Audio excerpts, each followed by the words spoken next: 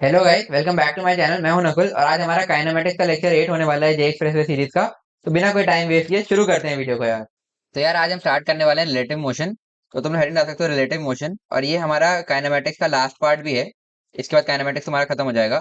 तो relative motion देखो, अभी तक हमने जितना भी मोशन पढ़ा है ना, वो सारा भी एक तरह का रिलेटिव मोशन ही है, क्योंकि मोशन की डेफिनेशन ही वहीं से आई थी कि with respect to an observer. तो हम with respect to an observer ही किसी मोशन को एनालाइज कर सकते हैं।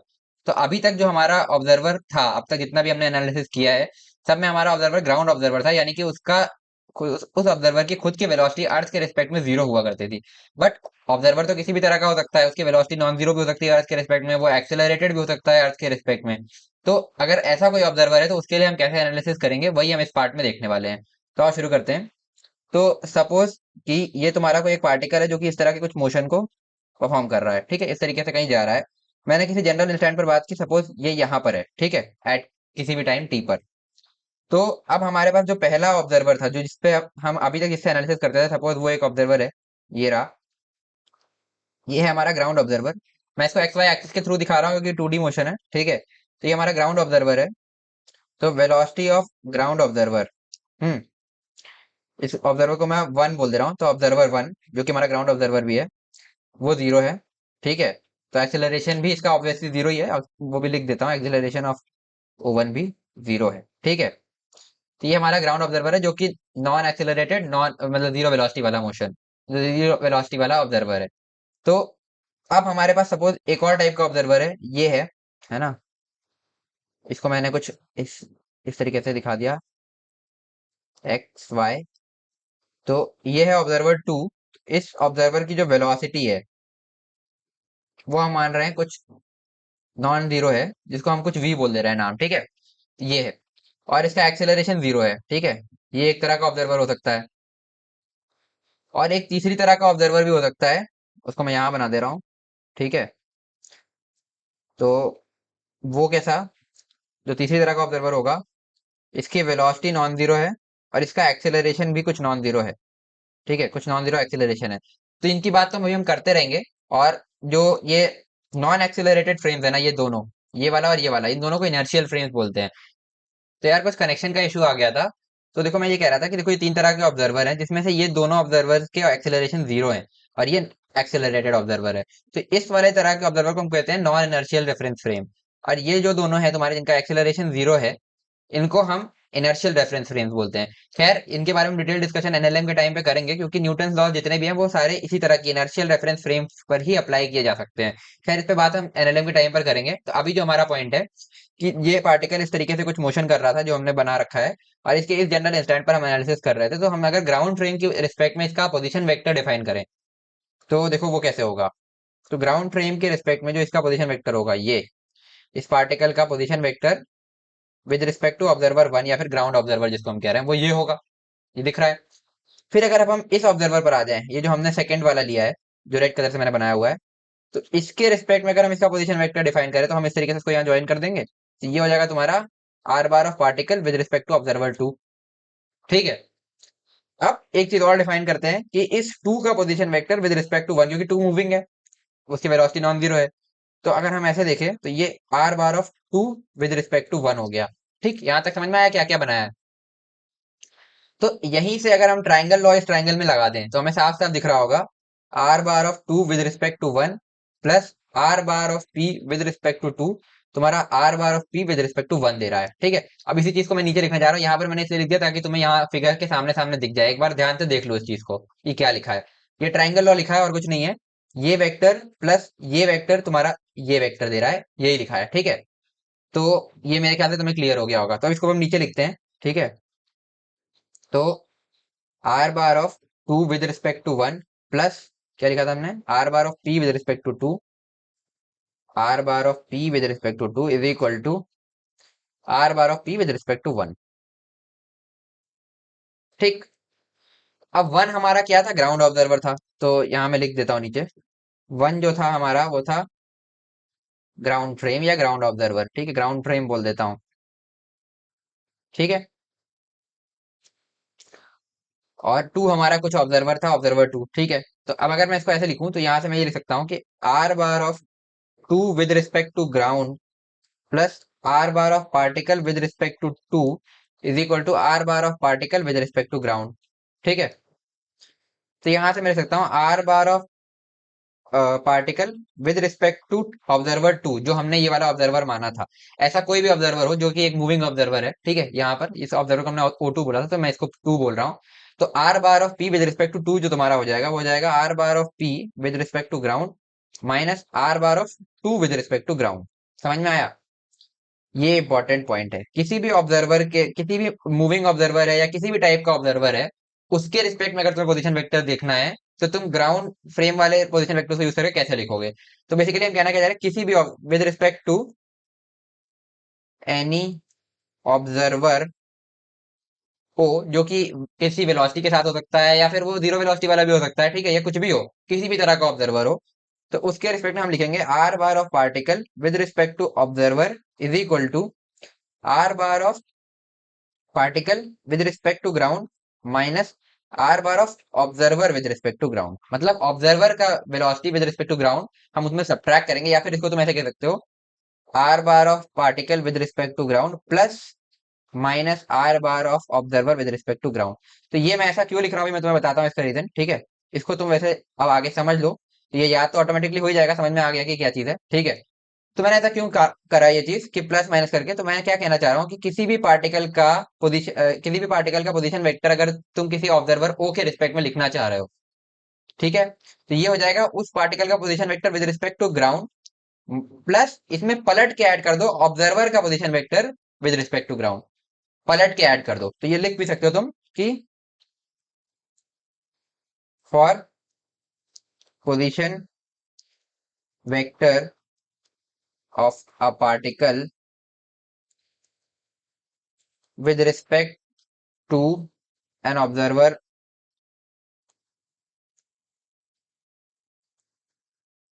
ओ, हमें क्या करना है, ये चीज करना है, ठीक है। इसको मैं हिंदी में लिखवा देता हूँ, ठीक है, तो तुम्हें ज्यादा अच्छे से याद रहेगा कि ऑब्जर्वर का पोजीशन वेक्टर, हाँ तो यार मैं क्या कह रहा था कि ऑब्जर्वर का पोजीशन वेक्टर जो है वो पलट करके ऐड कर दो, ऑब्जर्वर का पोजीशन वेक्टर पलट करके ऐड कर दो। अब इसका मतलब समझाता हूँ, ठीक है।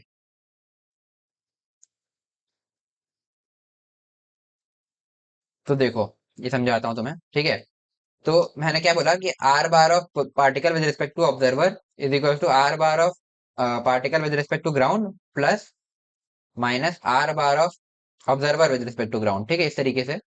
तो यहीं से तुम लिख सकते हो वेलोसिटी ऑफ पार्टिकल, इसी को डिफरेंशिएट किया हमने basically, D by D T कर लो, ठीक है। तो यहाँ से तुम सिंपली लिख सकते हो velocity of particle with respect to observer is equal to velocity of particle with respect to ground plus, पलट करके ऐड करोगे velocity of observer with respect to ground. और सेम गोज फॉर एक्सेलरेशन, एक बार और डिफरेंशिएट करोगे तो तुम यहाँ से लिख सकते हो acceleration of p with respect to o is equal to acceleration of p with respect to ground plus minus acceleration of o with respect to ground, ठीक है। ये है। तो ये जो चीजें हैं इनका मतलब क्या है, तो मतलब ये है सिंपली, मैं तुम्हें दिखाना चाहूँ अगर, कि सपोज ये ग्राउंड ऑब्जर्वर है, ठीक है, और ये एक रोड है, ठीक है। इस रोड पर ये एक कार है जो कि 10 की स्पीड से, 10 मीटर पर सेकंड की स्पीड से जा रही है, और मैं डायरेक्शन को आई कैप बोल दे रहा हूँ, ठीक है। वैसे 1D है पूरा, ये एक ही है, ठीक है। इसको अब इसमें वाई मत मानने लग जाना, ठीक है, ये नहीं कह रहा हूँ मैं, केवल एक डायरेक्शन में मोशन देख रहे हैं, अभी 1D से तुम्हें समझ में जल्दी आ जाएगा। और सपोज ये एक गाड़ी और है, ये मैंने एग्जांपल वैसे काइनेमेटिक्स की पहली क्लास में भी लिया था। इसमें एक और आदमी बैठा है जिसको हम बोल देते हैं, ये हमारा ऑब्जर्वर जो ग्राउंड ऑब्जर्वर था O1, इसको मैंने बोल दिया O2, और ये कार खुद 5 मीटर पर सेकंड की स्पीड से चल रही है, ठीक है। तो ये समझ में आ गया, ठीक। अब मैं अगर बोलूं कि वेलोसिटी ऑफ, और इस कार को मैं कुछ बोल दे रहा हूँ, कार 3, ठीक, इसको 3 बोल दे रहा हूँ। तो अगर मैं आप बोलूं कि velocity of 3 with respect to 1 क्या होगी, तो वो तो 10 आई कैप होगी, दिख रहा है। Velocity of 2 with respect to 1 क्या होगी, वो 5 आई कैप होगा, दिख रहा ही होगी, वो तो स्टेशनरी ऑब्जर्वर है जैसे हम अभी तक एनालिसिस करने आए थे। पर अगर मैं अब ये बोलूं कि velocity of 3 with respect to 2 क्या होगी, तो वो होगी velocity of 3 with respect to 1 minus velocity of 2 with respect to 1, या प्लस करके इसमें उल्टा करके ऐड कर दो, वही चीज है ना, ठीक है। ये हो गया। तो हमने क्या किया इसमें, velocity of 3 with respect to 2 लिखने के लिए velocity of 3 with respect to 1 जो उसकी वेलोसिटी ग्राउंड फ्रेम में थी, वो हमने वैसे के वैसे रखा, और उसमें पलट करके ऐड कर दिया velocity of two with respect to ground. ठीक है, अगर वन को ग्राउंड लिखना चाहो तो वो भी लिख सकते हो, velocity of three with respect to ground plus minus velocity of two with respect to ground. तो ग्राउंड के रिस्पेक्ट में जो हमारे ऑब्जर्वर की वेलोसिटी थी उसी को हमने पलट करके ऐड किया है, तो हमें velocity of three with respect to two ये चीज मिल गई है। तो देखो कहना क्या चाह रहे हैं कि अगर हम इसके रिस्पेक्ट में देख रहे हैं तो इसको रोक दो, मतलब इसको भी ऐसे 5 की स्पीड दे दो तो ये रुक गया। ठीक है, और इसको भी 5 दे दो, तो पलट करके तुमने 5 को ऐड कर दिया इसमें। तो 10 था, उसमें तुमने पलट करके ऑब्जर्वर की स्पीड जो कि 5 आई कैप थी उसको ऐड कर दिया, यानी कि तुमने क्या किया, 10 आई कैप तो वन के रिस्पेक्ट ग्राउंड के रिस्पेक्ट में 3 की स्पीड थी, प्लस तुमने पलट करके ऐड कर दी 5 आई कैप जो कि O2 की स्पीड थी, O2 की वेलोसिटी थी। तो तुम्हारा ये आंसर आ जाएगा 5 आई कैप। तो नेट 5 की तरफ दिख भी रहा है, ये दिख भी रहा है, इनका रिजल्टेंट नेट 5 इस साइड ही आएगा। ठीक है, तो वही चीज है। तो जिसको देख जिस जहां से हम देख रहे हैं उसकी वेलोसिटी को पलट करके ऐड कर देंगे, तो हमें उस चीज की वेलोसिटी जिसको हम ढूंढ रहे हैं, जैसे हमें थ्री की वेलोसिटी बतानी थी टू के रिस्पेक्ट में, तो थ्री की वेलोसिटी में हम टू की वेलोसिटी को पलट करके ऐड कर देंगे। या फिर तुम उसको, मैं वैसे बोलना तो ये चाहिए कि टू को सब्ट्रैक्ट कर देंगे, बट वो सब्ट्रैक्ट में समझ में नहीं आएगा, वेक्टर्स को हमेशा इस तरीके से देखा करो। तो टू को पलट करके ऐड कर देंगे, तो हमने क्या किया, 10 में इस 5 को पलट करके ऐड कर दिया, तो हमें इस तरफ 5 मिल गई जो कि इसकी वेलोसिटी हो जाएगी। तो यही चीज है, और ये 2D में भी चलेगा, ये 3D में भी चलेगा। तो ये 1D से तुम्हें मैंने विजुलाइज करा दिया, बाकी मेन चीज ये है, ये तुम्हें ध्यान रखना है। ठीक है, और ये कहाँ से आया है तो तुमने देख ही लिया ऊपर से पूरा।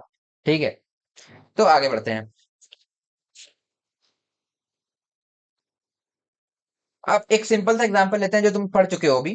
ठीक है, तो आओ देखते हैं, वो 2D का एग्जांपल है कि सपोज ये हमारा कोई ऐसा एक्स वाई एक्सेस है।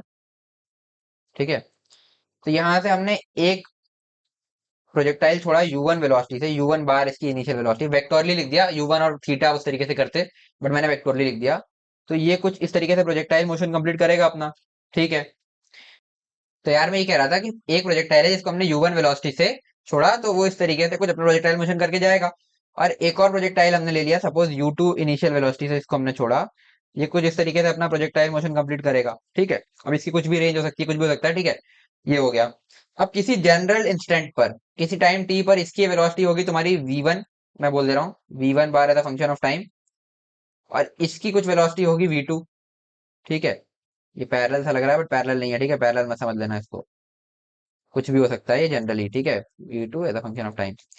तो अगर मैं ये बोलूं कि तुम्हें velocity of two with respect to one बताना हो, तो मतलब वन पर बैठ जाओ और टू को देख रहे हो, तो कैसे बताओगे? या फिर मैं ऐसा कह देता हूँ, चलो velocity of one with respect to two बताना है, क्या होगी? तो आओ देखते हैं। ठीक है, तो velocity of one with respect to ground तुम्हारी v1 बार है, गिवन है, और velocity of two with respect to ground तुम्हारी v2 बार है जो कि गिवन है। ठीक है, तो simply velocity of one with respect to two जो हो जाएगी, वो हो जाएगी velocity of one with respect to ground plus, पलट के ऐड करेंगे, velocity of two with respect to ground. तो ये हो जाएगी तुम्हारी वेलोसिटी v1 बार माइनस v2 बार। ठीक, अब ये v1 और v2 हम कैसे लिखेंगे, है ना? तो देखो, जो पहला प्रोजेक्टाइल था उसके लिए इनिशियल वेलोसिटी थी u1 बार, तो अगर हम उसके लिए इक्वेशन ऑफ मोशन लगाएं v equal to u plus at, तो हम लिख सकते हैं v1 bar is equal to u1 bar plus g bar t। ठीक है, जी बार यानी कि एक्सेलरेशन वेक्टर, जो कि कुछ इस तरीके से होगा, जी बार तुम्हारा माइनस जे कैप में होता है, वो सब तो हम आई देख के तो अभी कर ही नहीं रहे। ठीक है, वेक्टोरली चल रहा है पूरा, तो इस तरीके से हम लिख सकते हैं इसको। सिमिलरली जो तुम्हारा v2 बार है उसको तुम u2 बार प्लस जी बार टी लिख सकते हो, लिख सकते हो सिमिलरली ऐसे ही। तो अब मैं अगर यहाँ से v1 बार माइनस v2 बार कर दूं, तो ये तुम्हारा सिंपली हो जाएगा u1 बार माइनस u2 बार, और जी बार टी एक दूसरे से कट जाएगा, तो बस इतना ही बचेगा। ठीक है, तो अब हम जो velocity of one with respect to two लिख रहे थे, वो तुम्हारा निकल करके आएगा u1 बार माइनस u2 बार। ये, तो ये जो है ना, ये बेसिकली एक कांस्टेंट वैल्यू निकल करके आ गई। ऐसा पता है क्यों हुआ? ये कांस्टेंट क्यों आई, थोड़ा सोचो। वन की वेलोसिटी टू के रिस्पेक्ट में कांस्टेंट क्यों आई? मतलब अगर मैं टू पर बैठ जाऊं तो मुझे वन की वेलोसिटी कांस्टेंट दिखेगी पूरे टाइम। ऐसा क्यों हुआ? ऐसा इसलिए हुआ क्योंकि जो तुम्हारा एक्सेलरेशन ऑफ वन है ना, और एक्सेलरेशन ऑफ टू है, वो सेम है, दोनों ही जी बार है ना? जो कि माइनस जी जे कैप भी तुम कह सकते हो, ठीक है, इस तरीके से अगर आईजे में देखना चाह रहे हो तो, ठीक है। तो जी बार है, तो दोनों का एक्सेलरेशन सेम है, इसलिए ये चीज कांस्टेंट आई। अगर कोई रिलेटिव एक्सेलरेशन इन दोनों फ्रेम्स के बीच में होता ना, तो तुम्हारी ये वैल्यू कांस्टेंट नहीं आती। तो ये एक बात यहाँ पे पॉइंट की थी कि ये कांस्टेंट आई वैल्यू इसलिए क्योंकि दोनों का रिलेटिव एक्सेलरेशन नहीं है। रिलेटिवली दोनों के बीच में कोई एक्सेलरेशन नहीं है, दोनों पर ग्राउंड फ्रेम में जी बार एक्सेलरेशन है। बट अगर हम एक के फ्रेम में दूसरे को देख रहे हैं तो रिलेटिवली कोई एक्सेलरेशन नहीं है। इस वजह से एक की वेलोसिटी दूसरे के वेलोसिटी के रिस्पेक्ट में कांस्टेंट आ रही है। तो मेरे ख्याल से ये चीज क्लियर हो गई होगी। नहीं हुई तो एक बार फिर से रिवाइंड करके देखना, समझ में आ जाएगा कि मैं क्या कह रहा हूँ। चलो आगे बढ़ते हैं। तो यार देखो, अब इसके बाद हम एक अच्छे क्वेश्चन पे आते हैं, बट उससे पहले एक चीज और समझ लो। एक तरह के क्वेश्चन तुमसे इसमें बार बार पूछे जाएंगे। तो बेसिकली ये टाइप्स ऑफ प्रॉब्लम्स ही है, ठीक है, जो अब हम देख रहे हैं एक एक करके। फिर इसका कुछ अच्छी प्रॉब्लम्स कर लेंगे। सपोज ये ग्राउंड है, ठीक, ये ग्राउंड है और ये एक टावर है, ठीक है, इस तरीके का। इसकी कुछ हाइट होगी, सपोज एच बोल दे रहा हूँ मैं हाइट को, और ये एक हाइट पर ये, ठीक है, ये इसकी हाइट है, ये टावर है। तो अब हमने क्या किया, इस तरह का क्वेश्चन आता है कि सपोज यहाँ पर एक ऑब्जर्वर बैठा है O1, और यहाँ से एक पार्टिकल को हमने इस तरीके से कुछ वेलोसिटी से छोड़ा, ठीक है, इसको मैं बोल दे रहा हूँ V0 बार, ठीक है ना। और यहाँ पर कोई और ऑब्जर्वर है O2, ठीक है, यहाँ से मैं इसको कुछ और एंगल पे ऐसे इस तरीके से एक पार्टिकल को छोड़ रहा हूँ, जिसकी कुछ वेलोसिटी सपोज √3 V0 या कुछ भी वेलोसिटी हो सकती है, एट एन एंगल थीटा छोड़ रहा हूँ, ठीक। तो अब क्या है ना कि इस पे कई तरह की चीजें पूछी जाती हैं। तो अगर इस तरीके की, इसमें दो तरह की चीजें बेसिकली पूछी जाएगी। एक तो ये पूछता है कि कंडीशन बताओ कि ये पार्टिकल इस पार्टिकल मतलब पार्टिकल ये वाला जो अरे यार थोड़ी सी प्रॉब्लम आ गई। तो हाँ, तो मैं ये कह रहा था कि देखो, ये इस तरीके का क्वेश्चन है, तो अगर तुम ग्राउंड फ्रेम में देखोगे तो ये वाला जो पार्टिकल है ना, ये कुछ इस तरीके से प्रोजेक्टाइल मोशन कर रहा होगा, ये कुछ इस तरीके से, ठीक है। अब ये हिट करेंगे कि नहीं करेंगे, ये सारी चीजें इसमें पूछता है। तो इसमें पूछता है पहली चीज, एक तरह का क्वेश्चन बहुत ज्यादा आता है कि ये हिट करे उसके लिए कुछ कंडीशन पूछता है कि थीटा एंगल बता दो, या कुछ ऐसी कोई चीज वेरिएबल कर देगा इसमें, वेलोसिटी या थीटा या कुछ। फिर तुमसे पूछेगा कि ये हिट करते हैं उसके लिए कंडीशन क्या होगी, एक चीज। दूसरी चीज ये पूछता है कि सारी कंडीशन दी हुई है, उसमें पहले तो चेक करो हिट कर रहा है या नहीं। अगर नहीं कर रहा है तो मिनिमम सेपरेशन क्या है इनके बीच का, ये बताना होता है। तो देखो, अगर इसमें बेसिकली इस तरह के क्वेश्चन को हम अप्रोच कैसे करते हैं ना, कि कहीं एक के रिस्पेक्ट में दूसरे को देखो, ठीक है। सपोज मैं यहाँ बैठ गया, तो मुझे इसके रिस्पेक्ट में अब इसका एनालिसिस करना है, ठीक है। तो मैं क्या करूंगा कि इसकी वेलोसिटी पलट करके इसमें ऐड कर दूंगा, ठीक है। तो ये √3 V0 तो मेरे पास है ही, तो मैं इसमें अब एक ये V0 और ऐड कर दूंगा, यहाँ पर बैठ गया, और इसको मैं हटा दूंगा। तो अब मेरा केस कुछ ऐसा बन गया, ये √3 V0, ये V0, ठीक है। और इसको अगर मैं रिजॉल्व भी कर लेता हूँ तो इस तरीके से कुछ ये √3 V0, अगर मैं इसको रिजॉल्व भी कर लूँ तो, नहीं चलो एक मिनट, रिजॉल्व नहीं करता हूँ, ठीक है। तो अब इसका रिजल्टेंट कुछ आएगा, ठीक है, इन दोनों का रिजल्टेंट। अब वो रिजल्टेंट कैसा भी हो सकता है, सपोज, है ना। सपोज रिजल्टेंट ऐसा आया यहाँ से, तो एक से हो सकता है कि ये रिजल्टेंट कुछ ऐसे चला गया, ठीक है। एक ये हो सकता है कि ये रिजल्टेंट बिल्कुल ओवन से पास करते हुए गया, ठीक है। और एक ये हो सकता है कि ये रिजल्टेंट ऐसे गया, ठीक है। तो तीनों में से कोई भी केस हो सकता है, तो तीनों केस में तो मैं दिखा देता हूँ। तो अभी इस डायग्राम पे मत जाना, ये √3 V0 कैसा भी हो सकता है। तो चलो मैं इसको थोड़ा सा चेंज कर रहा हूँ, ठीक है, ताकि तुम्हें प्रॉब्लम ना आए समझने में, ठीक है, वरना अभी दिक्कत आ जाएगी। तो ये देखो, इस तरीके से √3 V0 था, ठीक है, और ये एंगल थीटा। तो अब इनका रिजल्टेंट तीन तरीके से हो सकता है। तो पहला हो सकता है कि रिजल्टेंट ऐसा जाए, यहाँ से कुछ दूरी से निकल जाए, ठीक, पहली पॉसिबिलिटी। दूसरी पॉसिबिलिटी हो सकती है रिजल्टेंट की कि वो बिल्कुल इससे हिट करते हुए जाए, ठीक है, क्योंकि अब हमने इसको रोक दिया, इसके रिस्पेक्ट में सारी एनालिसिस कर रहे हैं, ठीक है, पलट करके ऐड भी कर दिया है। ये दूसरी पॉसिबिलिटी। तीसरी पॉसिबिलिटी हो सकती है कि वो रिजल्टेंट कुछ इस तरीके से जाए, इधर से कुछ दूरी से, ठीक है। तो अगर ये इन दोनों में से कुछ है, ये वाले में से, सॉरी, हाँ, ये वाले में से और ये वाले में से कुछ है, तो इनसे पूछता है कि मिनिमम सेपरेशन कितना हुआ। तो मिनिमम सेपरेशन के लिए क्या करोगे तुम, इससे इस पर परपेंडिकुलर डाल दोगे, तो ये हो जाएगा तुम्हारा आर मिनिमम। या फिर अगर इधर वाले केस के लिए पूछे तो यही करोगे, यहाँ से इस पे परपेंडिकुलर डाल दोगे, ये हो जाएगा तुम्हारा आर मिनिमम। तो या तो ये आर मिनिमम पूछता है, या फिर ये इन का रिजल्टेंट को मतलब किस एंगल पर रखें या क्या करें, V0 की वेलोसिटी कितनी रखें उसके लिए, ताकि जो है ये यहाँ पर हिट कर जाए, ये वाली कंडीशन पूछता है। ये दो तरह की प्रॉब्लम्स आती है। तो ये तुम क्वेश्चन देखोगे तो तुम्हें ज्यादा क्लियर हो जाएगा। मतलब इसमें करना ये होता है कि एक बार बैठे और दूसरे को रोक दिया, ठीक है। अब इस एक के रिस्पेक्ट में सारी एनालिसिस कर रहे हैं, फिर ज्योमेट्री का यूज करके तुम ये आर मिनिमम निकाल सकते हो, या फिर तुम्हें अगर ये कंडीशन पूछिए कि ये हिट करे तो उसके लिए क्या हो, तो वो निकाल सकते हो। आगे क्वेश्चन करेंगे तुम्हें और क्लियर हो जाएगा। तो अभी बस मेरा मकसद ये था कि तुम्हें बताना था कि इसमें करना ये होता है कि एक पे बैठ के दूसरे को देखा जाता है, तो एक को रोक देते हैं और दूसरे पे बैठ के पूरी एनालिसिस करते हैं, बस यही है। आगे बढ़ते हैं। तो यार अब एक क्वेश्चन करते हैं, तो तुम लोग क्वेश्चन नोट करो। तो क्वेश्चन है, तो इसमें फिगर है बेसिकली, तो मैं बता देता हूँ इस तरीके से। हम्म, ये हो गई तुम्हारी एक्स एक्सेस, ये हो गई तुम्हारी वाई एक्सेस, इस तरीके से गिवन है, ठीक है, एक्स वाई एक्सेस। अब इसमें बोल रहा है कि एक पार्टिकल ए है जो कि वाई एक्सिस की तरफ आ रहा है कांस्टेंट वेलोसिटी v से, ठीक है, कांस्टेंट वेलोसिटी v से। और इधर एक पार्टिकल b है जो कि x एक्सिस पर ओरिजिन की तरफ आ रहा है कांस्टेंट वेलोसिटी u से, ठीक है, ये भी कांस्टेंट है। और इनिशियली इनका सेपरेशन जो है वो कि सॉरी, इनिशियली इनका जो सेपरेशन है वो ऐसा है कि ये यहाँ से a डिस्टेंस दूर है और ये यहाँ से, यार थोड़ा सा ऐसे बना देता हूँ, ठीक है, समझ जाना, b डिस्टेंस दूर है, ठीक है, ये इनिशियल सेपरेशन है। ए कॉमा बी जो है वो इनिशियल सेपरेशन है, ठीक है। अब पूरी लैंग्वेज नहीं लिख रहा वरना बहुत लंबा चला जाएगा, ठीक है।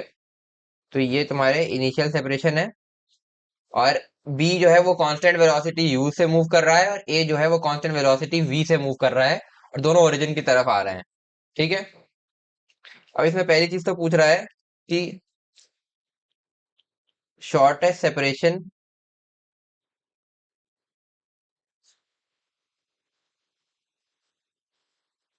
Shortest separation between A and B. और दूसरी चीज पूछ रहा है टाइम ऑफ शॉर्टेस्ट सेपरेशन क्या होगा, टाइम ऑफ शॉर्टेस्ट सेपरेशन क्या होगा। तो किस टाइम पर इनके बीच में शॉर्टेस्ट सेपरेशन होगा और शॉर्टेस्ट सेपरेशन कितना होगा, ठीक है, ये दो क्वेश्चंस है। तो अब तुम इसको सॉल्व करो, फिर देखते हैं आगे, ठीक है। तो आओ देखते हैं क्वेश्चन कैसे होगा। तो देखो, पहले तो हमें इन दोनों के बीच का सेपरेशन शॉर्टेस्ट करना है, यानी कि position vector of one with respect to two जो है वो जब मिनिमम हो तभी शॉर्टेस्ट सेपरेशन होगा।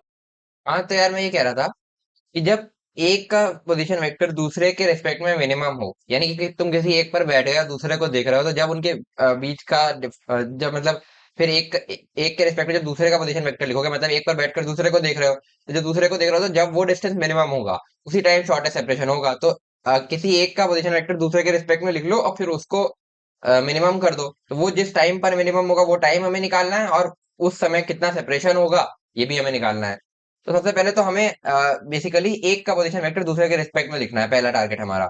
तो देखो, तो ये है ए, ये है बी, तो हमें R bar of A with respect to B लिख ले पहले तो, फिर हम कुछ कर सकते हैं, ठीक है, कैपिटल ए लिख लेते हैं, ठीक है, R bar of A with respect to B, ये हमें लिखना है कि क्या होगा। तो उसके लिए हमें क्या क्या चाहिए, आर बार ऑफ ए चाहिए और आर बार ऑफ बी चाहिए, मतलब ए और बी दोनों का पोजीशन वेक्टर हमें चाहिए। तो पहले ए का लिखने की कोशिश करते हैं, आओ। तो ए का लिखेंगे कैसे, देखो, अब वैसे तो मैं नीचे की तरफ भी y एक्सिस पॉजिटिव मान सकता है, बट जो गिवन है ना एक्स वाई, उसी के हिसाब से चलते हैं। तो अगर a का position vector at any general time t लिखना चाह रहे हैं, है ना, सपोज यहाँ से कुछ t टाइम बाद ये यहाँ आ गया आफ्टर t टाइम, ठीक, ये अभी भी वही वेलोसिटी v से चलते जा रहा है, तो इसने कितना डिस्टेंस कवर किया होगा, vt डिस्टेंस नहीं कवर किया होगा। उतने ही टाइम में ये वाला पार्टिकल यहाँ आ गया, तो इसने कितना डिस्टेंस कवर किया होगा, इसने यहाँ से ut डिस्टेंस नहीं कवर किया होगा, है ना। तो इस जनरल एट टाइम टी है, ये दोनों चीजें हमने लिखा है एट एनी टाइम टी, किसी जनरल टाइम पर हमने ये लिख ली, ठीक। तो अब वाई कोऑर्डिनेट क्या है इसका, बेसिकली हम पहले गए माइनस का बी, मतलब बी माइनस गए और फिर वीटी ऊपर आ गए, पहले माइनस बी नीचे गए और फिर वीटी ऊपर आ गए, ये किया हमने। तो हम इसको माइनस बी प्लस वीटी लिख सकते हैं क्या, वाई वाई कोऑर्डिनेट, इस मतलब ए का जो पोजीशन वेक्टर है, माइनस बी प्लस वीटी, ठीक है। तो बस यही है, आर बार ऑफ ए जो तुम्हारा निकल करके आएगा वो होगा माइनस बी प्लस वीटी। और आर बार ऑफ बी लिखना चाहूं अब मैं, तो वो क्या होगा, उसको देखते हैं। इसमें हमने वही सेम चीज कि हम पहले यहां से पूरा ए डिस्टेंस गए और फिर यूटी वापस आ गए, यानी कि एक्स में -a गए फिर। हाँ यार, तो ये ए का पोजीशन वेक्टर हमने लिख लिया था -b+vt जे कैप, और बी का पोजीशन वेक्टर हम लिख लिया -a+ut आई कैप। ये हो गया तुम्हारा आर बार ऑफ ए और आर बार ऑफ बी। अब हम R bar of A with respect to B लिख लेते हैं। ठीक है, तो ये हो जाएगा भाई R bar of A minus are bar of B. तो लिख दो यार, तो ये हो जाएगा -b+vt J cap minus -a+ut I cap. ठीक है, ये हो गया, ये हमने लिख लिया। अब इसी को हमें मिनिमम करना, मतलब इसके मॉड को बेसिकली हमें मिनिमम करना है। मॉड को क्यों? क्योंकि डिस्टेंस वही है ना, इसका मैग्नीट्यूड जो ए के रिस्पेक्ट में बी का पोजीशन वेक्टर है, उसका मैग्नीट्यूड जो है उसको हमें मिनिमम कर दे तो मिनिमम सेपरेशन वाला टाइम हमें मिल जाएगा, और मिनिमम सेपरेशन भी वहीं से आ जाएगा। तो इसको हमें पहले लिख लेते हैं, क्या होगा, √(x²+y² होगा, तो -a+ut का होल स्क्वायर प्लस -b+vt का होल स्क्वायर। ये समझ में आया ना कैसे लिखा है? ठीक है, वो माइनस था, उसको माइनस का स्क्वायर प्लस हो जाएगा, वही चीज है। ठीक है, ये हो गया, ये हो गया मैग्नीट्यूड। अब इसको हमें मिनिमम करना है, इसको हमें मिनिमम करना है, मतलब इसका जो डी बाई डी टी है उसे हम जीरो करेंगे। तो इस पूरी चीज का हमें D by D T zero करना है। तो अगर मैं अंदर वाली चीज को जेड बोल दे रहा हूँ, इस पूरी चीज को जो अंदर लिखा है ना, यानी कि पूरा √z हो गया। तो ये जो z है, मैंने वो बोला है a -a+ut का होल स्क्वायर प्लस -b+vt का होल स्क्वायर, ये मैंने इसको z बोल दिया। तो हमें dz बाई dt जीरो करना है। तो आओ सॉल्व करते हैं इसको। ठीक है, तो इसका डिफरेंशिएशन करते हैं dz बाई dt। ठीक है, तो -a+ut, ये तो हो जाएगा 2 × -a+ut, और फिर अंदर आएगा चेन रूल से u। ठीक है, प्लस 2 -b+vt, फिर अंदर चेन रूल से तुम्हारा निकल करके आएगा v, और इसको हमें जीरो करना है। तो 2 से 2 तो पहले हटा दो। अब यहां से लिखो -au+u² t -bv+v² t = 0। ठीक, तो यहां से लिख सकते हो t कॉमन लेकर के u² + v² is equals to, ये ए यू और बीवी उधर ले जाएंगे तो au+bv। ठीक, जो तुम्हारा टाइम निकल करके आएगा यहाँ से, वो हो जाएगा au+bv अपॉन u² + v²। इस टाइम पर सेपरेशन मिनिमम होगा। ठीक है, तो ये सेकेंड पार्ट का तो आंसर आ गया, टाइम ऑफ शॉर्टेस्ट सेपरेशन। अब शॉर्टेस्ट सेपरेशन कितना होगा? तो ये था शॉर्टेस्ट सेपरेशन का मैग्नीट्यूड, इसी में पुट कर दो यार वैल्यू, है ना। तो फॉर शॉर्टेस्ट सेपरेशन,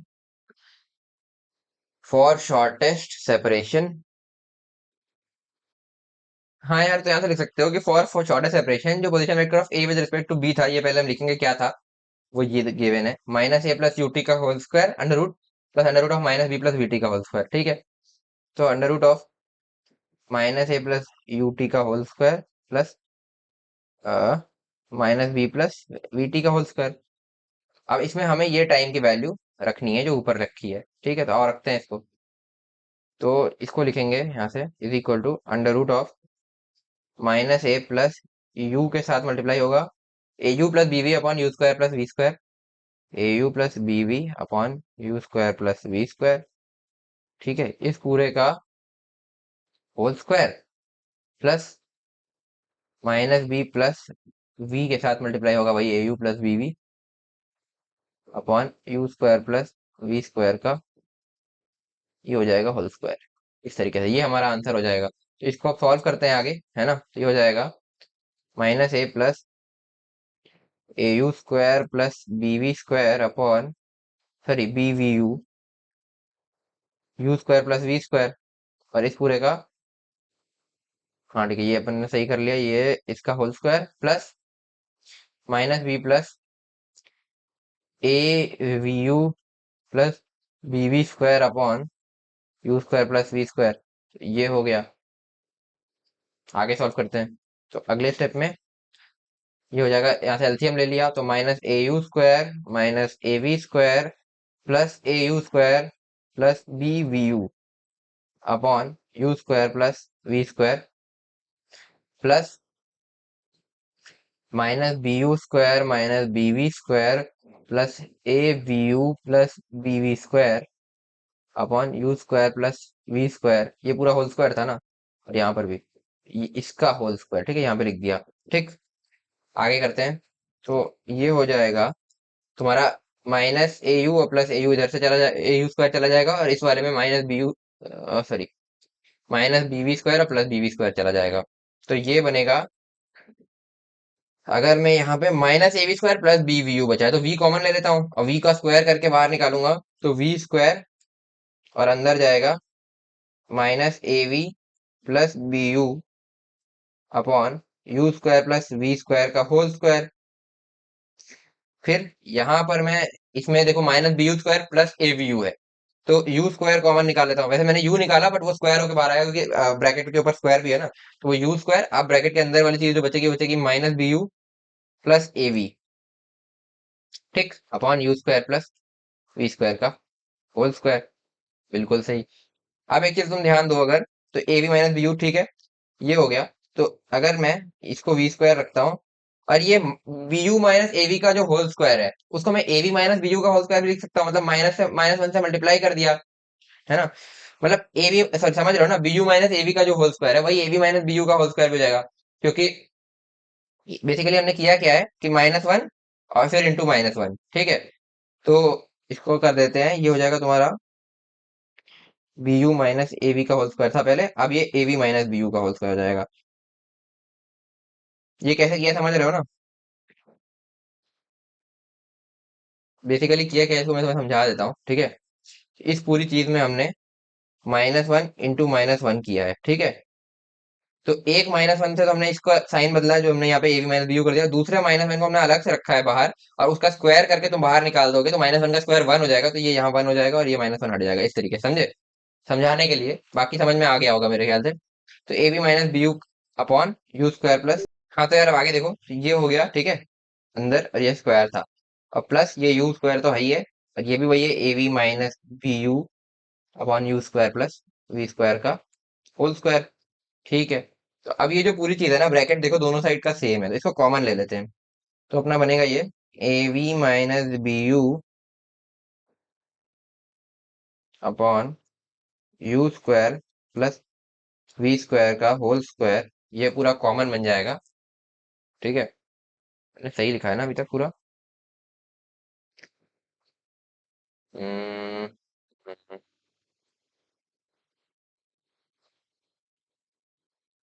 ठीक है ना, ये हो जाएगा, और फिर अंदर आएगा, फिर मल्टीप्लाई करो कॉमन लेके जो हमने वो किया, इधर से आएगा वी स्क्वायर और उधर से आएगा यू स्क्वायर, ठीक, ये हो गया।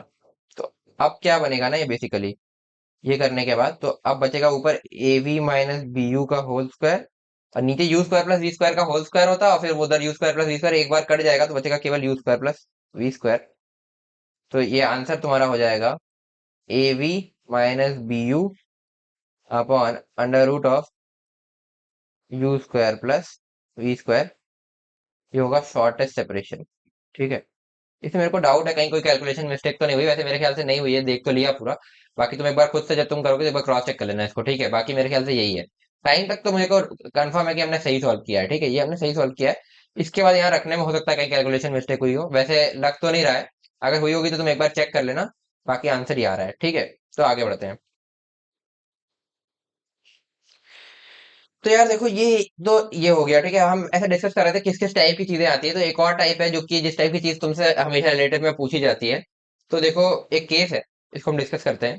सपोज ये हमारा एक ट्रक गिवन है इस तरीके से, ये है ट्रक, ठीक है, ये हो गया, ये कुछ तो ऐसे रोड पे चल रहा है, और इस ट्रक की वेलोसिटी है वी नॉट, और एक्सेलरेशन ऑफ ट्रक जो है ना वो जीरो है with respect to ground, basically तो वो जीरो है, ठीक है। इतना हमें गिवन है कि एक ट्रक है जो कि वी नॉट वेलोसिटी से ग्राउंड पे चल रहा है, जिसका acceleration with respect to ground zero है, ठीक है। और इस पर हमने, इस ट्रक पर खड़े होकर के हमने यहां से एक प्रोजेक्टाइल जो है ऐसे छोड़ा, V naught velocity at an angle of theta, ठीक है। तो ये हमने ट्रक पर खड़े होकर के छोड़ा है, ठीक है, ये बात ध्यान रखना। ठीक है। अच्छा, एक चीज हमेशा ध्यान रखना, जिस जगह पर खड़े होकर के हम किसी भी मोशन को कर रहे हैं उस जगह की वेलोसिटी अपने आप उसमें आ जाती है, ठीक है। मतलब ट्रक के रिस्पेक्ट में हमने V naught at an angle theta छोड़ा है। चलो अभी हम देखते हैं इस पे कहना क्या चाह रहे हैं। तो देखो, बेसिकली ये तो थी ट्रक की इंफॉर्मेशन जो ये गिवन थी। अब हम कह रहे हैं कि velocity of ball with respect to truck, जो बॉल हमने यहाँ पे छोड़ी है वो हो जाएगी तुम्हारी V naught cos theta I cap plus we naught sine theta J cap. ठीक है, ये बात समझ में आ गई होगी मेरे ख्याल से। और हमने इस डायरेक्शन को बेसिकली एक्स लिया है, और पॉजिटिव एक्स, और इस डायरेक्शन को हमने पॉजिटिव वाई लिया है, ये हमारा ओरिजिन है, ठीक है, जहां से हमने थ्रो किया है। तो ये मेरे ख्याल से क्लियर हो गया होगा, ठीक। अब acceleration of ball with respect to truck क्या होगा? तो देखो, ट्रक का एक्सेलरेशन तो जीरो है, ठीक है, और बॉल का एक्सेलरेशन होगा माइनस जी जे कैप, मतलब ग्रेविटी, ठीक है। तो ठीक है, तो acceleration of ball with respect to truck minus G J cap होगा। अब तुम्हें एक डाउट हो सकता है कि ये जो ग्रेविटी है नीचे की तरफ जी जो लग रही है, ये ग्रेविटी तो ट्रक पर भी लग रही है, तो हमने ऐसा क्यों कहा कि ball with respect to truck minus G J cap है? देखो, ट्रक में क्या है, ये वैसे तुम एनालाइज करोगे तो तुम्हें समझ में आ जाएगा, बट बात ये है कि ग्रेविटी तो लग रही है इस पर, तो उस ग्रेविटी की वजह से इसका जो वेट है वैसे नीचे की तरफ लग रहा होगा, इस ट्रक का वेट। बट इसको यहाँ से और यहाँ से नॉर्मल रिएक्शन मिल रहा होगा, ठीक है, जो कि वेट के बराबर होगा, ठीक है। तो नेट एक्सेलरेशन इसका वाई में जीरो हो जाएगा, नॉर्मल एक्सेलरेशन जो होगा वो भी प्लस जी हो जाएगा। अगर तुम इस तरह इसको माइनस जी बोल रहे हो, तो माइनस जी तो ग्रेविटी की वजह से, प्लस जी इसमें आ जाएगा एक्सेलरेशन नॉर्मल की वजह से, जिसकी वजह से बैलेंस आउट हो जाएगा और इस पर नेट एक्सेलरेशन वाई डायरेक्शन में जीरो होगा, ठीक है। तो इसको तो एनालाइज पढ़ोगे तो और क्लियर हो जाएगा, बाकी यही है, ठीक है। तो ये समझ में आ गया होगा कि acceleration of ball with respect to truck minus G J cap है, ठीक है। आगे बढ़ते हैं। अब अगर मैं तुमसे बोलूं कि एक्स कोऑर्डिनेट, अब ये हो गया तुम्हारा बॉल का analysis with respect to truck, है ना, ये हो गया, ठीक है। और X coordinate of ball with respect to truck अगर मैं लिखने को बोलूं यहाँ से, X coordinate of ball with respect to truck, तो वो सिंपली तुम्हारा जो ball velocity of ball with respect to truck है, यानी कि we naught cos theta into T, जितने भी टाइम, जो कि कांस्टेंट है, एक्सेलरेशन उसमें जीरो है, U T V equal to U plus A T लगा, सॉरी क्या बोल रहा हूँ, S equal to U T plus half A T square लगाओगे तो एक्सेलरेशन जीरो है, तो यही रहेगा, ठीक है, क्या एक्सेलरेशन जीरो है। और एक्स कोऑर्डिनेट तुम्हारे इस तरीके से वेरी करेगा, और फिर Y of ball with respect to truck लिखना चाहोगे तो वो हो जाएगा we naught sine theta T minus half G T square, क्योंकि कांस्टेंट एक्सेलरेशन है इसमें, ठीक है। तो y भी लिख लिया, x भी लिख लिया, इस तरीके से, ठीक है। बट ये तो सारी बात हो गई बॉल के, जो हमने ट्रक के फ्रेम में बैठ करके बात की होगी, ट्रक में बैठ करके हम ये सारी चीजें ऑब्जर्व कर रहे थे, ठीक है। अब मैं अगर तुमसे पूछूं velocity of ball with respect to ground क्या होगी, velocity of ball with respect to ground ये क्या होगी? तो देखो, जो velocity of ball with respect to truck होती, वो होती तुम्हारी velocity of ball with respect to ground minus velocity of truck with respect to ground, ठीक है। तो velocity of ball with respect to ground जो तुम्हारी हो जाएगी velocity of ball with respect to truck plus velocity of truck with respect to ground. एक चीज समझ में आई कि अगर हम ट्रक पर बैठ करके किसी पार्टिकल को प्रोजेक्ट कर रहे हैं, जो हमने यहाँ पे किया, ट्रक पर बैठ करके हमने पार्टिकल को प्रोजेक्ट किया, तो हमारे मतलब जो है, हम ट्रक के फ्रेम में तो उसका एनालिसिस बिल्कुल वैसे करेंगे जैसे ग्राउंड फ्रेम में V naught cos theta, truck के फ्रेम में इसकी एक्स में velocity V naught cos theta होगी, वाई में वी नॉट साइन थीटा होगी। बट अगर ग्राउंड फ्रेम में देखें तो एक्स में वेलोसिटी देखो, क्योंकि वाई में तो वो है ही नहीं एक्सेलरेशन, बाकी अगर एक्स में ग्राउंड फ्रेम में अगर हम बैठ के देखें, एक्स के एनालिसिस करते हैं, तो ट्रक के फ्रेम में जो एक्स की वेलोसिटी थी वो थी we naught cos theta, but ground frame में अब उसमें ट्रक की वेलोसिटी भी ऐड होगी, तो ट्रक की वेलोसिटी क्या है, वी नॉट आई कैप, तो वो भी ऐड होगी। तो जहां पर बैठ, यहां से ये बहुत इंपॉर्टेंट चीज है, हमने ग्राउंड के रिस्पेक्ट में जब बॉल की बात की तो वो होगी velocity of ball with respect to truck plus velocity of truck with respect to ground. तो जहां पर बैठकर थ्रो कर रहे हैं,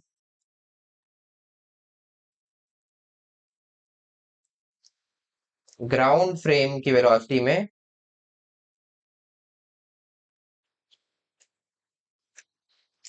हाँ तो मैं यार ये कह रहा था कि जहां पर बैठकर थ्रो कर रहे हैं ग्राउंड फ्रेम की वेलोसिटी में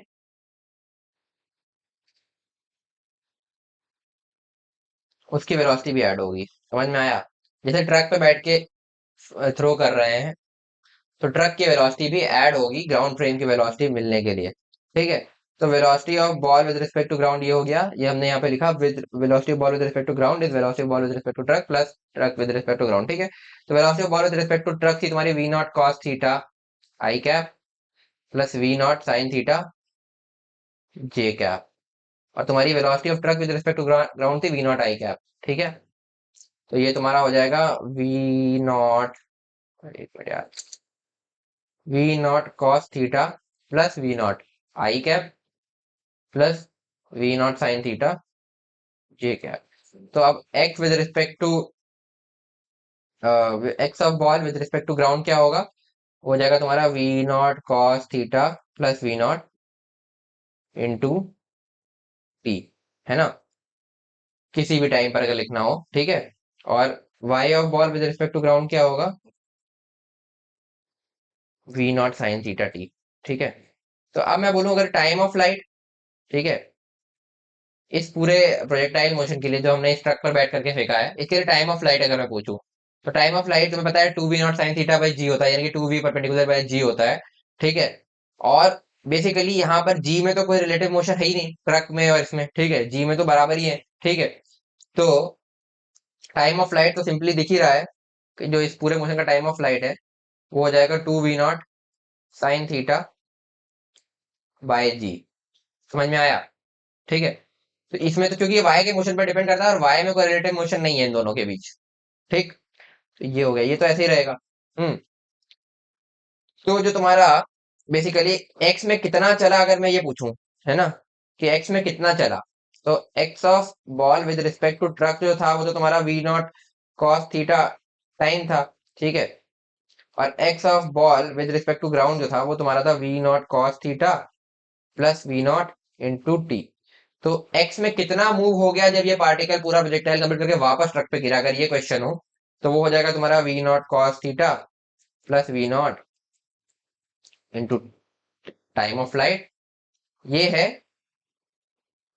displacement in x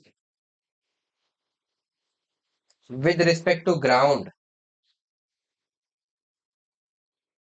till the particle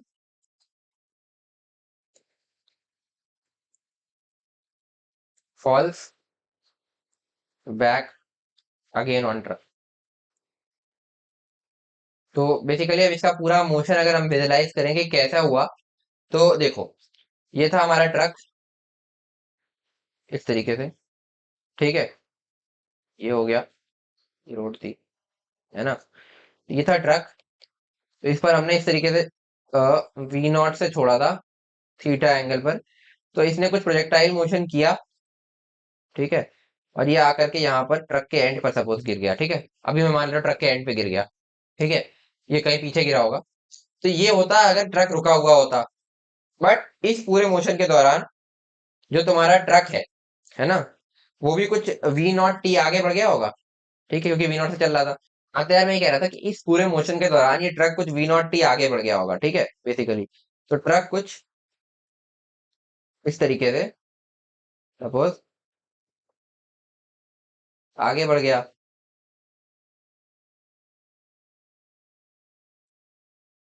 ये जो जितना आगे बढ़ा इसको मैं बोल देता हूँ v naught t time of flight, ठीक है, इतनी देर में। तो ये पार्टिकल बेसिकली यहां ना गिर करके यहाँ गिरेगा, ठीक है। तो ये पार्टिकल एक्स में बेसिकली यहाँ से शुरू हुआ था और यहाँ पर जाकर के गिरेगा, इसका मोशन कुछ इस तरीके का होगा और ये यहाँ जाकर के गिरेगा, ठीक है, क्योंकि ट्रक भी आगे बढ़ गया है ना, ग्राउंड के रिस्पेक्ट में। तो ग्राउंड के रिस्पेक्ट में इसका डिस्प्लेसमेंट जो होगा वो एक तो ट्रक के रिस्पेक्ट वाला प्लस ट्रक वाला जोड़ करके ये होगा, ठीक है। समझ में आ गया होगा मेरे ख्याल से। तो ये मोशन हुआ है इसका। तो इस तरह की चीजें आती है तुम्हारे इसमें, ठीक है। तो कैसे एनालिसिस करना है ये समझ में आ गया। मेन पॉइंट यहाँ पर पकड़ने वाला ये था कि हमने ये जो वी नॉट से थीटा एंगल पर फेंका है, ये हमने ट्रक के रिस्पेक्ट में फेंका है। ये जो हमने फेंका है ये हमने ट्रक के रिस्पेक्ट में फेंका है, ठीक है। और उसके बाद इसकी हमने इस तरीके से लिख ली, ट्रक के रिस्पेक्ट में सारी चीजें लिख ली। उसके बाद हमने इसके ग्राउंड के रिस्पेक्ट में अगर लिखने की कोशिश की तो वो हमने यहाँ से, क्योंकि उसमें ट्रक की स्पीड ऐड होगी, ये एक पॉइंट है जो पकड़ने वाला है कि जहां पर बैठ करके फेंक रहे हैं उसकी वेलोसिटी ऐड करेंगे अगर हम विद रिस्पेक्ट वाली वेलोसिटी में, तब हमें ग्राउंड के रिस्पेक्ट में वेलोसिटी मिलेगी, ये दिख भी रहा है, ठीक है, ये हो गया। और इस तरीके से टाइम ऑफ लाइट इसमें क्योंकि वाई पर डिपेंड करता है केवल, तो ये यही रहेगा, दिख रहा है। और उसके बाद फिर तुम इस तरीके से पूरा निकाल सकते हो कि एक्स में कितना चला ग्राउंड के रिस्पेक्ट में, या और भी कोई चीज जो जो पूछा हो, तो क्वेश्चंस करेंगे तो और मजा आएगा इसमें। तो ठीक है, इतना ही है। अब देखो आगे। अब मैं एक चीज पूछता हूँ, ठीक है, इसको तुम खुद से सोचना। सपोज, है ना, तुम्हारे पास इस तरह का केस है कि ये एक सपोज ट्रेन है, ठीक है, अभी के लिए इसको मैं बोल रहा हूँ ट्रेन, जो कि कुछ इस तरफ चल रही है वी नॉट वेलोसिटी से। और इस ट्रेन के अंदर सपोज ये तुम बैठे हुए हो, इसको तुम अपने आप ट्राई भी करना कभी ट्रेन में जाओ तो, ठीक है। और तुम्हारे हाथ में एक बॉल है। इस बॉल को मैंने कहा कि कुछ वी नॉट वेलोसिटी से at an angle of theta तुम्हें थ्रो करना है ना। तो मैं पूछ रहा हूँ कि condition for person to get the ball back, मतलब वापस तुम्हारे हाथ में ही गिरनी चाहिए बॉल, ये है। तो इसमें तुम्हें ये बताना है कि ये वी नॉट से थीटा एंगल, ये वी नॉट तो फिक्स्ड है, थीटा तुम्हारे हिसाब से तुम वैरी कर सकते हो कि थीटा तुम्हें कितना ले हो, कि थीटा की वैल्यू क्या हो जिसके लिए तुम्हारा ये जो है क्या कहते हैं तुम्हारे हाथ में बॉल वापस आ जाए। तो अब बताओ क्या करोगे। तो अब मैं बताता हूँ इसमें जनरली लोग क्या करते हैं। लोग सोचते हैं कि एक्स में डिस्प्लेसमेंट जीरो होगा तब बॉल हमारे हाथ में आएगी, है ना। तो वो क्या करते हैं जनरली कि वी नॉट कॉस थीटा, इसको रिजॉल्व करते हैं v naught cos theta v naught sine theta में, और v naught cos theta equal to v naught कर देते हैं, तो यहाँ पे कॉस थीटा इक्वल टू 1 आ जाता है और थीटा इक्वल टू 0 डिग्री आ जाता है। वो ऐसा कुछ कर देते हैं, और ये आंसर बिल्कुल ही गलत है, ठीक है। क्योंकि तुम एक चीज देखो ना, कि तुम जो थ्रो कर रहे हो ना, वो तुम ट्रेन के रिस्पेक्ट में कर रहे हो। मतलब तुम ट्रेन पर बैठे हो, तुम्हारे पास वी नॉट वेलोसिटी है और बॉल के पास भी वी नॉट वेलोसिटी होगी। तो बेसिकली अगर तुम, तो यार मैं ये कह रहा था कि ये बेसिकली अगर तुम ट्रेन के रिस्पेक्ट में बात कर रहे हो, तो ऐसा है, अगर तुम ट्रेन के रिस्पेक्ट में बात कर रहे हो, तुम्हें ये देखना होगा कि जो तुम्हारे पास वेलोसिटी है, जो तुम बॉल को वेलोसिटी दोगे, ट्रेन के पास ऑलरेडी हो। ऐसा तो तुम अगर अर्थ का फिर जो तुम प्रोजेक्टाइल, अगर अर्थ पे खड़े हो तो कोई चीज अगर तुम ऊपर फेंकते हो, तुम्हें हाथ में वापस चाहिए तो तुम 90 डिग्री ऊपर फेंकोगे, ठीक है, 90 डिग्री एकदम एग्जैक्टली। बट अगर तुम ऐसा देखो तो अर्थ भी कुछ रोटेट कर रही होती है, उसका कुछ एक्सेलरेशन होगा, ठीक है, कुछ वेलोसिटी होगी अर्थ की जिससे वो रोटेट कर रही है, ठीक है। तो उस हिसाब से तुम उस वेलोसिटी को इक्वेट करके कितना एंगल पे फेंको कि तुम जो अर्थ उतनी रोटेट हो जाए, तो अर्थ रोटेट हो रही है, तुम भी तो रोटेट हो रहे हो साथ साथ अर्थ पर। सिमिलरली वही चीज है यहाँ पर कि ट्रेन में तुम भी तो चल रहे हो, बॉल तो चलेगी आगे। तो बेसिकली इस क्वेश्चन का आंसर ये होगा कि तुम्हें अगर हाथ में बॉल चाहिए तो उसके लिए तुम्हें थीटा इक्वल टू 90 डिग्री होना चाहिए, यानी कि एकदम सीधा फेंकोगे तभी तुम्हारे हाथ में गिरेगी, थीटा इक्वल टू 90 डिग्री। अब मैं बताता हूँ हो इसका मोशन एक्चुअली हुआ क्या। तो बेसिकली अगर तुम्हें इस ट्रेन में तुम बैठे हो और तुमने एक बॉल फेंकी हवा में और तुम्हें वापस हाथ में चाहिए, तो तुम्हें ऐसे 90 डिग्री पर फेंकनी पड़ेगी। तो ये बॉल ऊपर जाएगी, कुछ हाइट अटेन करेगी और वापस आकर के, ये सारा एनालिसिस चल रहा है with respect to train. But इतनी देर में हुआ क्या, ट्रेन इधर से v naught time of flight जो इसका होगा इतना आगे आ गई, है ना। तो बेसिकली हुआ क्या कि ये जो ट्रेन थी, ये v naught time of flight आगे आ गई। आप सपोज ये ट्रेन यहाँ आ गई, ठीक है, थोड़ा सा ड्राइंग मेरी गंदी है तो देख लेना, समझ लेना। तो ये हुआ।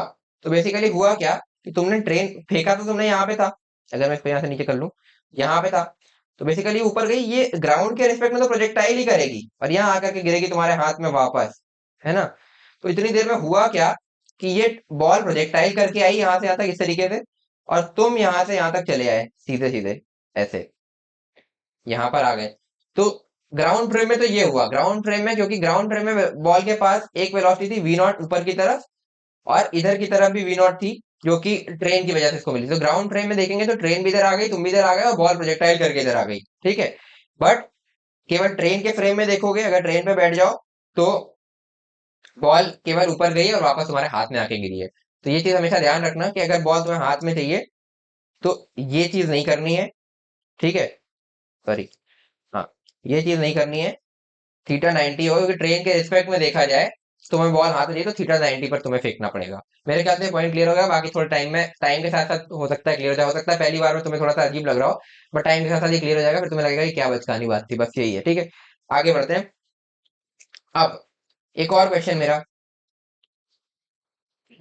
Condition to get zero displacement in x,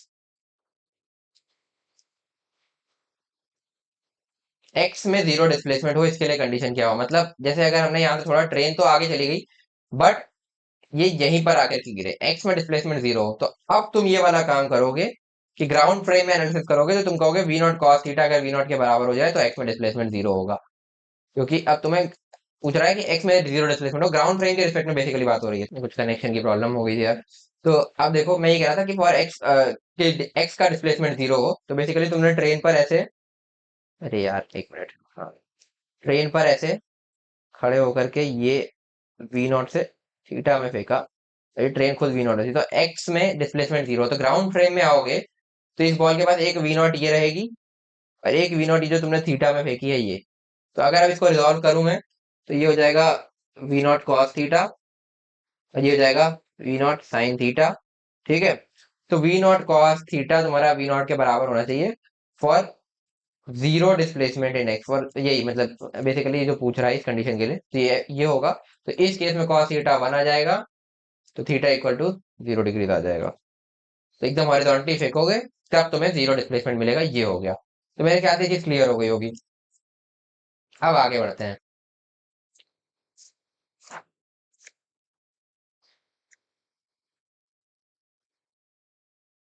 तो एक बार मैं वैसे फिर से समराइज कर देता हूँ अगर तुम्हें प्रॉब्लम आ रही हो, ताकि तुम्हें यहाँ से क्लियर हो जाए। तो सपोज ये था हमारा, मतलब ये हम खुद थे, ये हो गया, ठीक है। तो यहाँ से अब मैं तुम्हें थोड़ा सा सिंपली बताना चाह रहा हूँ, मान लो तुम इस ट्रेन में हो, ठीक है, जो कि खुद वी नॉट स्पीड से इस तरीके से जा रही है, और तुमने यहाँ से एक बॉल ऊपर फेंकी, ठीक है, ये 90 डिग्री पे, ये ऊपर कुछ हाइट अटेन करेगी और वापस आकर के तुम्हारे हाथ में गिर जाएगी, ठीक है। तो बेसिकली ग्राउंड फ्रेम में हुआ क्या, वो देखो। ग्राउंड फ्रेम, अगर ग्राउंड फ्रेम में विजुलाइज करना चाहें, in ground frame, ground frame में क्या हुआ कि ये जो बॉल थी, ठीक है, इसको तुमने ऊपर की तरफ वी नॉट वेलोसिटी दी, ठीक, और इसके पास ट्रेन की वी नॉट वेलोसिटी ग्राउंड के रिस्पेक्ट में ऑलरेडी थी, है ना। तो ये क्या करेगी ग्राउंड फ्रेम में, एक प्रोजेक्टाइल करेगी इस तरीके से, प्रोजेक्टाइल मोशन, और आकर के यहाँ कुछ दूर पर गिरेगी, ठीक। ये इतनी देर में जो तुम थे, ठीक है, तुम्हारा ये हाथ था जहां से तुमने फेंका था, तो तुम भी यहाँ पहुंच जाओगे और तुम्हारा हाथ, मतलब तुम्हारे हाथ में ही गिरेगी, बट तुम भी इतना आगे चले गए, और ये कितना डिस्टेंस है, ये है तुम्हारा v naught into time of flight. इतने डिस्टेंस तुम भी आगे आ गए, और बॉल आकर के तुम्हारे हाथ में ही गिरी, ग्राउंड फ्रेम के रिस्पेक्ट में इसने प्रोजेक्टाइल मोशन किया, ठीक है। अब तुम्हारे फ्रेम में इसने क्या किया, ये सीधे ऊपर गई और वापस आ गई, ठीक है, क्योंकि तुम ट्रेन के अंदर बैठे थे। तुम्हें ऐसा लगेगा कि तुम ऊपर गई और वापस आ गई, बट अगर कोई बंदा ट्रेन के बाहर खड़े होकर तुम्हें देख रहा है, तो उसे ये लगेगा कि बॉल ऐसे कुछ प्रोजेक्टाइल करी, उतनी देर में तुम यहाँ से यहाँ पहुंच गए, तो तुम्हारे हाथ में ही गिर गई, ठीक है। तो ये हो गया ग्राउंड फ्रेम में, ये हो गया ट्रेन के फ्रेम में। तो मेरे ख्याल से चीजें क्लियर हो गई होगी। अब इससे ज्यादा सिंपल वे में तो मुश्किल है यार, बाकी तुम्हें टाइम के साथ समझ में आ जाएगा, अगर अभी नहीं समझ में आया तो आगे बढ़ते हैं। तो यार अभी क्वेश्चन लेते हैं, ठीक है। तो रिलेटिव में क्वेश्चन बहुत अच्छे अच्छे हैं, और बेसिकली इसमें जेई मेन में भी बहुत सारे क्वेश्चन आते हैं। तुम देखोगे जेई मेन में ज्यादातर क्वेश्चन रिलेटिव और प्रोजेक्टाइल के ही भरे हुए हैं, काइनेमेटिक्स में, और थोड़े बहुत 1D के। तो आओ आगे बढ़ते हैं। तो क्वेश्चन नोट करो यार। One particle is at point A, one particle is at point A and another particle is at point B and. तो यार आज की वीडियो में हो सकता है तुम्हें ऐसा लगे कि बीच बीच में एब्रप्ट बंद होके फिर से दोबारा से स्टार्ट हो जा रहा है, वो इसलिए हो रहा है कि मेरे जो स्क्रीन है कनेक्शन में थोड़ी सी एरर आ रही है। तो ये क्वेश्चन अभी हम करते हैं, उसके बाद फिर आगे कुछ और क्वेश्चन करेंगे नेक्स्ट क्लास में। तो ये क्वेश्चन देख लो, one particle is at point A and another particle is at point B, another particle is at point B,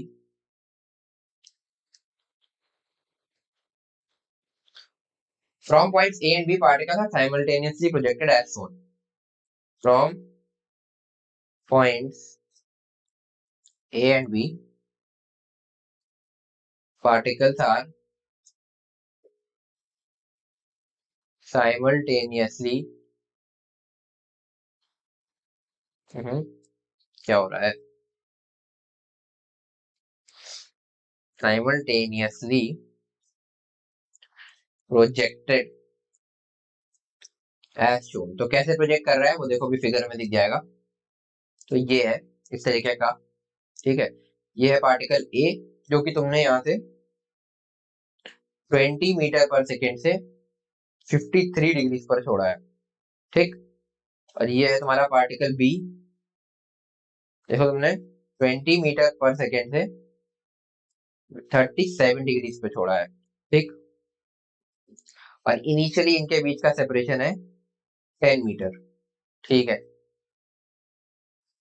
तो यहाँ पे वही चीज लिखा है, इफ इनिशियल सेपरेशन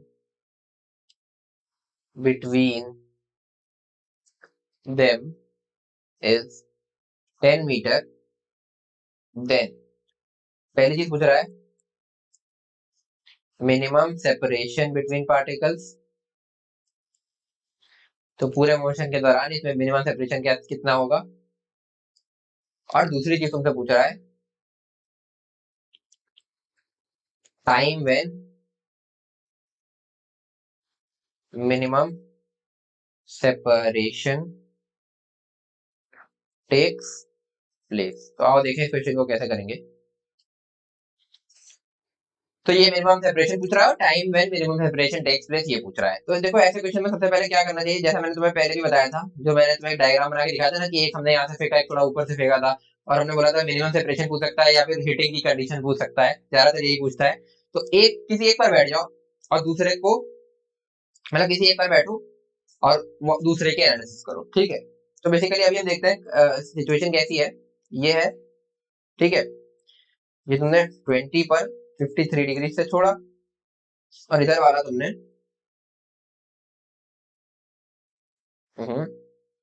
20 पर ही 37 डिग्री पर छोड़ा। पहले तो इनको रिजॉल्व कर लो एक्स वाई में, इसको एक्स मान लिया, इसको वाई मान लिया, तो इनको रिजॉल्व कर लेते हैं पहले, ठीक है। तो ये हो जाएगा 20 cos 53, ठीक है। तो cos 53 जो तुम्हारा होता है वो होता है 3/5, ठीक है। तो 20 cos 53 यानी कि 20 इंटू 3/5 यानी कि 12। तो ये हो गया 12। और ये 20 sin 53 यानी 20 इंटू 4/5 यानी कि 16, ठीक है।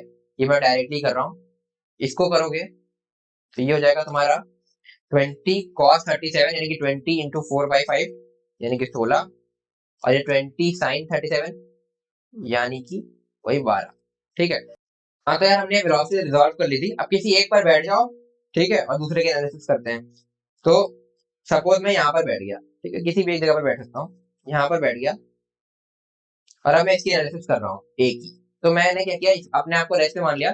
तो इस पर मैंने ये 16 की वेलोसिटी इसमें पलट करके ऐड करूंगा मैं बेसिकली, ठीक है। तो इसमें ये 16 ऐड करूंगा और इस 12 को पलट करके ऐड करूंगा, तो ये हो जाएगी 12, ठीक है। तो अब बेसिकली मेरे रिस्पेक्ट में सिचुएशन ऐसी हो गई, ये है ग्राउंड, ठीक है, ये यहाँ पे मैं बैठा हूँ रेस्ट पे, ठीक है। और इस वाले पार्टिकल के पास जो वेलोसिटी है 16 ऊपर थी 12 नीचे, तो यानी कि नेट में ऊपर 4 है। इसमें थोड़ा सा किसी दूसरे कलर से ऐसे दिखा देता हूँ, चलो। नेट में ऊपर 4 है और इधर 28 है, ठीक। तो अब ये कुछ मोशन करेगा, ठीक है। तो ये हो गया अपने पास इस तरीके से। तो अब ये जो पार्टिकल है इसकी नेट वेलोसिटी कुछ इस डायरेक्शन में सपोज कहीं तो आई, ठीक है। सपोज ये v का डायरेक्शन है, तो ये इसी डायरेक्शन में अब कॉन्स्टेंटली चलता जाएगा, क्योंकि ग्रेविटी वगैरह नहीं है, ठीक है। ये मैं वैसे बताना भूल गया था, बट तुम मान लो ग्रेविटी, मतलब ग्रेविटी तो है, बट दोनों के एक दूसरे के रिस्पेक्ट में ग्रेविटी नहीं है। जैसा हमने तुम्हें बताया था ना, एक दूसरे के रिस्पेक्ट में एक्सेलरेशन नहीं है, क्योंकि दोनों के लिए ग्रेविटी है। और हम एक पर बैठ के दूसरे को देख रहे हैं, तो ग्रेविटी एक के रिस्पेक्ट में दूसरे, अगर मैं दोनों पार्टिकल प्रोजेक्ट किए गए हैं और एक पर बैठ करके देख रहा हूँ, तो दोनों के लिए जी लग रहा है नीचे की तरफ, तो नेट में मतलब रिलेटिवली जीरो एक्सेलरेशन है, क्योंकि दोनों का एक्सेलरेशन सेम है और वो है माइनस जी जे कैप। और जो है रिलेटिवली ए का with respect to B zero ही होगा। ये चीज समझ में आ गई होगी। तो इस तरीके से ये पार्टिकल मैं यहाँ बैठूंगा, मेरे को जाते हुए दिखेगा। तो मिनिमम सेपरेशन क्या है, यहाँ से परपेंडिकुलर ड्रॉप कर दो इस पार्टिकल पर, तो ये हो जाएगा तुम्हारा मिनिमम सेपरेशन। ये इस पॉइंट पे बच्चों को थोड़ी दिक्कत आती है कि ये कैसे कर दिया कि कांस्टेंट स्पीड से चला जा रहा है। तो बस यही मैं तुम्हें समझा रहा हूँ कि दोनों के लिए acceleration minus G J cap है, मतलब acceleration of A minus G J cap, acceleration of B minus G J cap. तो acceleration of A with respect to B जो है हो जाएगा तुम्हारा वो minus G J cap minus minus G J cap, यानी कि नेट में जीरो हो जाएगा। समझ में आ गया होगा मेरे ख्याल से। अब आगे बढ़ते हैं। तो ये हो गया तुम्हारा आर मिनिमम। तो अब ये आर मिनिमम भी तुम्हें निकालना है। एक इन्फॉर्मेशन तुम्हारे पास और है कि ये 10 है। तो सपोज मैं इस एंगल को अल्फा बोल देता हूँ, तो मुझे ये पता है एक इन्फॉर्मेशन कि tan अल्फा जो है वो है 4/28, ठीक है। और अगर इस ट्राइंगल में देखो, इस बड़े वाले ट्राइंगल में, ठीक है, इसमें तो साइन अल्फा की वैल्यू हो जाएगी आर मिनिमम अपॉन 28। ठीक, तो ये मैं लिख सकता हूँ sine alpha is equal to r minimum upon 28। तो ये tan अल्फा गिवन है, यहाँ से साइन अल्फा निकाल लूं और उसको इसके बराबर कर दूं तो मुझे आर मिनिमम मिल जाएगा। तो tan अगर 4/28 है ना, तो हाइपोटेन्यूस पर है तो निकालना पड़ेगा, तो ये हो जाएगा अंडर रूट ऑफ 28 का स्क्वायर प्लस 16। ठीक है, तो जब इसको सॉल्व करोगे तो साइन अल्फा तुम्हारा निकल करके आएगा, ये अल्फा था ना, ठीक है, साइन अल्फा तुम्हारा निकल करके आएगा 4 बाय अंडर रूट ऑफ 28 का स्क्वायर प्लस 16। और इसको जब पूरा सॉल्व करोगे तो ये तुम्हारा बेसिकली, यार एक चीज और कर देना, सॉरी ये मैंने क्यों नहीं ध्यान दिया, 4/28 तो ये है, ठीक है, तो इसको मैं 1/7 तो लिख सकता हूँ। ठीक है, तो अब थोड़ा सा आसान हो जाएगा ना, ये 1 ये 7 ये हो जाएगा अंडर रूट ऑफ 49 प्लस 1, तो अंडर रूट 50 ये हो जाएगा 1/√50। ठीक, ये हो जाएगा, यानी कि 1/5√2 लिख सकता हूँ इसको। ठीक है, तो यहाँ से लिख सकता हूँ 1/5√2 is equal to r minimum by 28। तो आर मिनिमम तुम्हारा निकल करके आ जाएगा 28/5√2, यानी कि 14√2/5। ये हो जाएगा आर मिनिमम।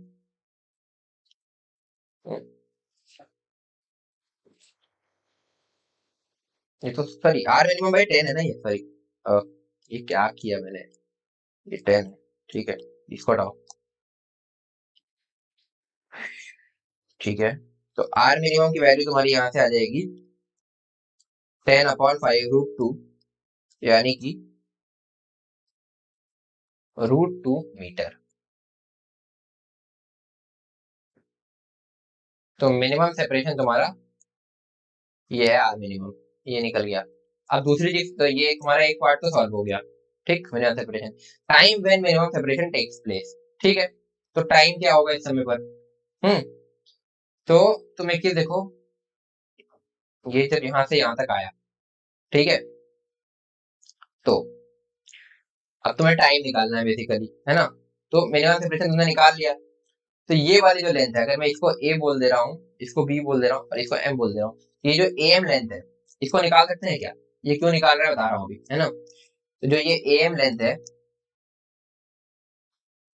ये हो जाएगी तुम्हारी, इसमें मैं कौन सा रेशियो यूज कर लूँ, इसी ट्राइंगल में यूज कर लेता हूँ, बाई tan अल्फा। ठीक है, 4/28 equals to r minimum by A M. ठीक है, तो यहाँ इस ए एम के लिए मैं क्या करूंगा, 4/28, ये tan अल्फा है बेसिकली, है ना, tan alpha equal to 4/28 is equal to r minimum by A M. तो यहाँ से लिखूंगा 1/7, आर मिनिमम तुम्हारा √2 आया है, तो √2 बाई ए एम। तो यहाँ से जो तुम्हारा ए एम निकल करके आएगा ना, वो आ जाएगा 7√2। ठीक है, और ये जो ए एम है ये वाला, ये पूरा तुम्हारा हो जाएगा वी नॉट, मतलब इन दोनों का रिजल्टेंट जो 4/28 का रिजल्टेंट वेलोसिटी है, जो कि यहाँ पे वी वेलोसिटी हमने बोली थी, वी इंटू टी, तो वी इंटू टी हो जाएगा, तो 7√2 तुम्हारा वी टी के बराबर हो जाएगा। और वी तुम्हारा क्या है, 7√2 इज इक्वल टू वी की वैल्यू है under root of 4 square plus 28 का स्क्वायर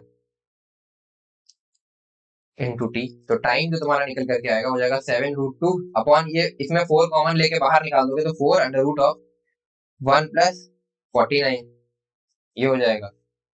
तो ये हो जाएगा 7√2 अपॉन 20√2। तो ये इसको ऐसे ऐसे करके, तो ये तुम्हारा हो जाएगा 7/20 सेकेंड। ये हो जाएगा आंसर। तो ये हो गया टाइम। तो मेरे ख्याल से क्लियर हो गया होगा, एक बार मैं फिर से पूरा समझा देता हूँ कि क्या क्या किया है। बाकी ऐसे ही क्वेश्चन ज्यादातर होते हैं, नेक्स्ट क्लास में कुछ अच्छे क्वेश्चन करेंगे। तो बेसिकली किया क्या, सबसे पहले तो किसी एक पर बैठ गए, सपोज मैं यहाँ पर बैठा था, पहले तो रिजॉल्व किया, ठीक है, फिर मैं किसी एक पर बैठा और दूसरे की एनालिसिस की। तो यहाँ पर बैठा तो इसको नेक्स्ट पे मान लिया, तो इस पर हमने वही वेलोसिटी पलट करके ऐड करी ए में, तो इसके रिस्पेक्ट में जब ए का मोशन देखा तो ये इस तरीके का आया, रिजल्टेड 4 इधर 28 इधर।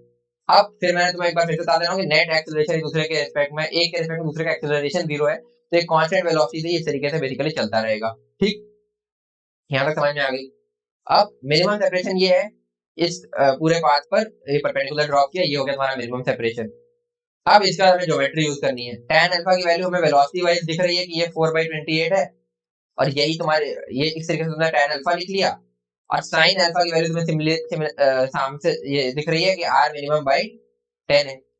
तो tan अल्फा ऐसे लिखा, फिर यहाँ से sin अल्फा निकाला, उसको r मिनिमम बाय 10 के बराबर किया, यहाँ से तुम्हारा r मिनिमम निकल आया।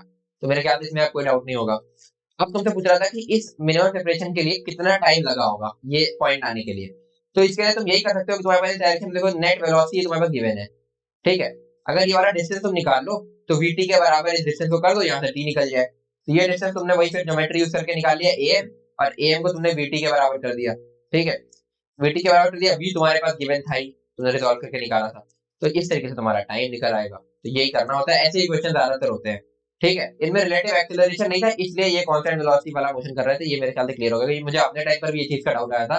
तो मुझे लगता है इसीलिए ये मुझे अपने टाइम पे भी डाउट आया था, तो इसीलिए मैंने सोचा एक बार तुम्हें इसको क्लियर कर दूं, ठीक है। तो आगे बढ़ते हैं। तो ठीक है यार, अब कुछ और अच्छे क्वेश्चन भी है मेरे पास, तो नेक्स्ट क्लास में ज्यादातर क्वेश्चन ही करेंगे। उसके बाद फिर हमारा रेनमैन प्रॉब्लम और रिवर्स प्रॉब्लम बचता है, तो काइनेमेटिक्स हमारा खत्म हो जाएगा। तो मेरे ख्याल से आज इतना समझाया तुम्हें समझ में आया होगा। अगर वीडियो पसंद आया तो वीडियो को लाइक करना, जितना हो सकता है अपने दोस्तों के साथ शेयर करो यार। और अगर कंटेंट तुम्हें हेल्पफुल लगता है तो लाइक जरूर करना, और चैनल को अगर तुमने अभी तक सब्सक्राइब नहीं किया सब्सक्राइब कर लो। तो मिलते हैं नेक्स्ट वीडियो में, till then stay motivated and keep studying, bye.